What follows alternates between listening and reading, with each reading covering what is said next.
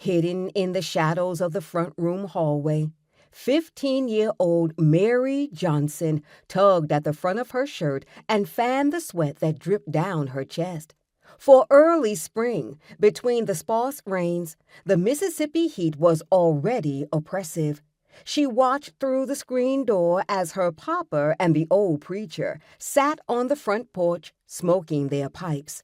She listened to the two men talk about the weather and how bad the crops were looking this year. Her papa, Reverend Charles Johnson, complained about not having enough hay for the mules, and the old preacher, Will Bevers, talked about how papa could give up the mules and get a real tractor, or maybe one day get elevated to bishop and stop farming altogether. This was Bevers' second time visiting the Johnsons, and today her papa had told her that the preacher had come to court her. At first, Mary laughed and promised there was no way she'd entertain the wrinkly old man, but then her papa had threatened to get a switch, and it wasn't so funny anymore. So Mary had sat on the front steps of her ramshackle wood-frame house, third step from the bottom, and the old preacher had stood in front of her, leaning on the rail and fanning himself with his hat. He talked about teaching at the college in Jackson and how different city life was from country life.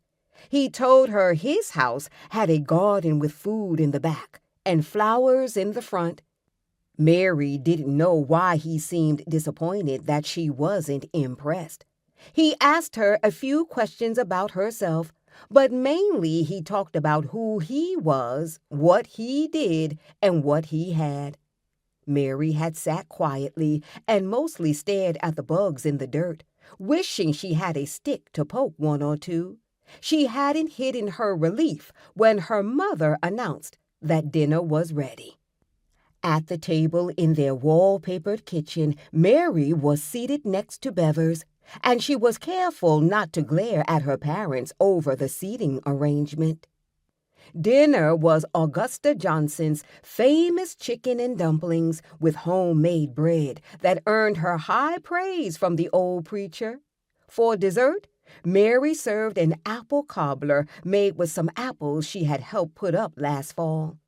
During dinner, Bevers regaled the family with tales of life in the big city of Jackson. He bragged about his position in the college and talked about how smart you had to be to get in. After dinner, while the men went outside to smoke, Mary had helped clean up and listened to her mother's lecture on being a godly woman and how blessed she was that a man like Will Bevers was interested in her.